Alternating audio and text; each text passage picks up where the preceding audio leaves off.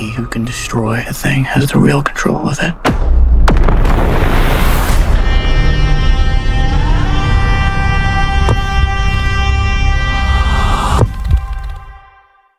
Hello guys, ఎలా ఉన్నారు? Welcome to our YouTube channel Movie Lunatics. ఈ వీడియోలో మనం డ్యూన్ 2 మూవీ రివ్యూని డిస్కస్ చేద్దాం. ఇది completely non spoiler review of the film.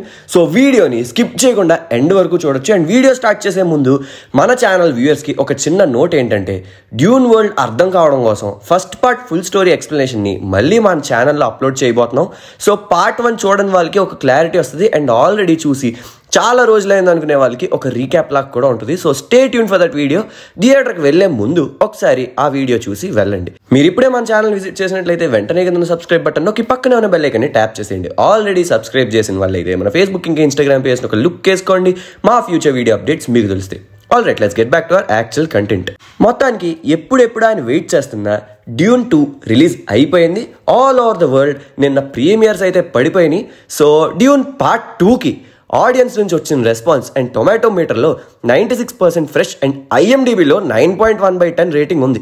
Game of Thrones and Harry Potter లాంటి franchises నావెల్స్ని బేస్ చేసుకుని వచ్చినట్టు ఈ డ్యూన్ ఫ్రాంచైజ్ కూడా ఫ్రాంక్ హర్బర్ట్ 1965లో రిలీజ్ చేసిన నావెల్స్ని బేస్ చేసుకుని వచ్చింది. గేమ్ ఆఫ్ థ్రోన్స్ లాగా ఈ డ్యూన్ ఫ్రాంచైజ్లో కూడా చాలా హౌసెస్ అండ్ వాటి మధ్య పాలిటిక్స్ ఉంటాయి. నంబర్ ఆఫ్ క్యారెక్టర్స్ ఉంటాయి. చాలా పెద్ద వరల్డ్ బిల్డింగే ఉంటుంది. కొంతమంది డ్యూన్ని futuristic version of Game of Thrones అని, GOT ఇన్ స్పేస్ అని కూడా పిలుచుకుంటారు. సో నిన్న నైట్ మూవీ చూశాక నాకైతే పిచ్చెక్కిపోయింది. అసలు మూవీ చాలా నచ్చింది నాకు. యాక్చువల్లీ ఫస్ట్ పార్ట్కి కూడా నేను బిగ్ ఫ్యాన్. ప్రతి సీన్, ప్రతి షాట్ డెస్క్టాప్ మీద ఒక వాల్పేపర్ లాగా పెట్టేసుకోవచ్చు అనమాట. అంత ఆర్టిస్టిక్గా ఉన్నాయి ప్రతి ఫ్రేమ్. సైఫై జానర్ నార్మల్గానే ఎపిక్ స్కేల్ డిమాండ్ చేస్తుంది. బట్ ఇలాంటి వరల్డ్ బిల్డింగ్ ఉన్నప్పుడు దాన్ని మించి ఒక లెవెల్ ఆఫ్ గ్రాండియర్ మెయింటైన్ చేయాలి. లార్జర్ దాన్ లైఫ్ పిక్చర్ లాగా ఉండాలి. అవన్నీ కూడా డైరెక్టర్ డెనిస్ విల్నెవ్ ఆయన విజన్తో మ్యాచ్ చేసేసారు. నావెల్స్కి న్యాయం చేసేసారనే చెప్పాలి.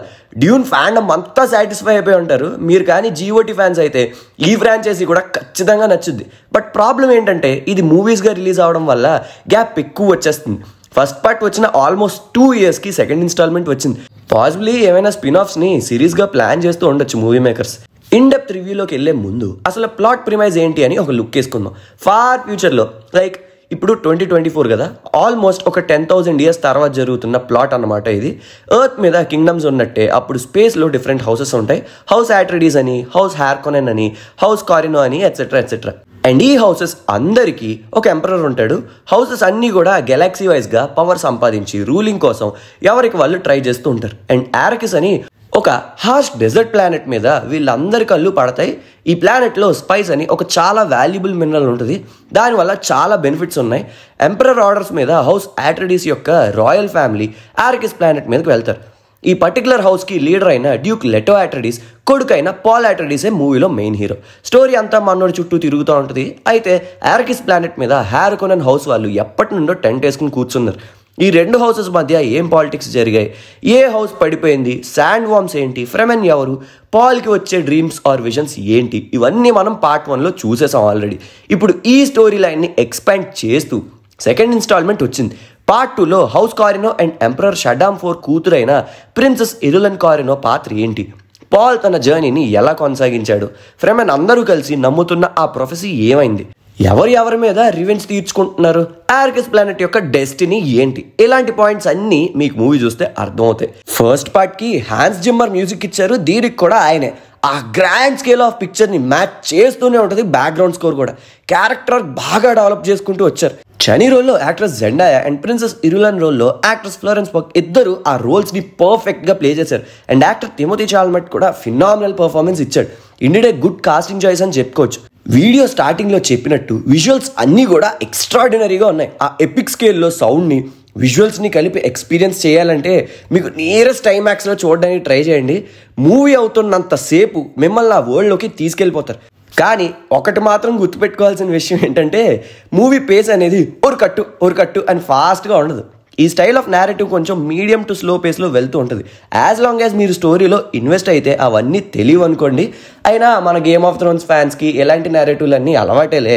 బ్లేడ్ రన్నర్ 2049 అరైవల్లో విజువల్స్ చూస్తేనే మీకు అర్థమైపోద్ది డైరెక్టర్ డెనిస్ విల్నెవ్ విజన్ ఏంటో. యాక్షన్ సీక్వెన్సెస్ అండ్ సినిమాటోగ్రఫీ కూడా చాలా రిచ్గా ఉన్నాయి. Screenplay, acting, sound, visuals, writing, pacing, casting ఇలా మూవీలో ఉన్న అన్ని ఎలిమెంట్స్ కూడా పర్ఫెక్ట్గా కుక్ అయినట్టు అనిపించింది. నన్ను అడిగితే ఇది నావెల్స్కి న్యాయం చేసిన వెల్ ఎగ్జిక్యూటెడ్ సీక్వెల్ అని నేను అంటాను. డ్యూన్ పార్ట్ 2కి మా మూవీ లునాటిక్స్ ఇచ్చే రేటింగ్ 4/5. నేను చెప్పే విషయం ఒక్కటే, మీ దగ్గరలో ఉన్న లార్జెస్ట్ స్క్రీన్ పాసిబుల్కి వెళ్ళి ఈ విజువల్ వండర్ని, ఈ విజువల్ స్పెక్టాకిల్ని ఎక్స్పీరియన్స్ చేసి రండి. సో మీకు కూడా ఈ సినిమా చూసాక ఏమనిపించిందో కింద కామెంట్ సెక్షన్లో కమెంట్ చేయండి. So that's all for this video guys. Hope you guys like the video. ఈ వీడియో కనుక మీకు నచ్చినట్లయితే మేము ఎప్పుడు చెప్పేదే అండ్ మీరు ఎప్పుడు వినేదే. లైక్ చేయండి, షేర్ చేయండి, మన ఛానల్ని సబ్స్క్రైబ్ చేసుకోండి. Please do follows on Instagram and Facebook @movie lunatics. మళ్ళీ నెక్స్ట్ వీడియోలో కలుద్దాం. అంతవరకు సెలవు. సైనింగ్ ఆఫ్ మీ మూవీ లునాటిక్స్.